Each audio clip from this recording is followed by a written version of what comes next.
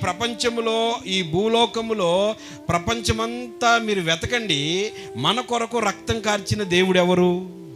నిజమునకు దేవుళ్ళు కాని వారి దగ్గరికి వెళ్ళకూడదు. నీవు నిజమైన దేవుణ్ణి తెలుసుకున్నావు కాబట్టి.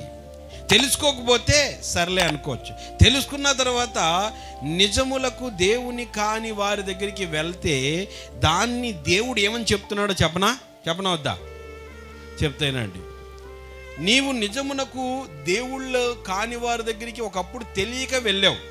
ఇప్పుడు నిజమైన దేవుణ్ణి ఎవరో నువ్వు కనుగొన్నావు గనుక ఇక మరలా ఆ దాస్యత్వమునకు తిరగనేలా?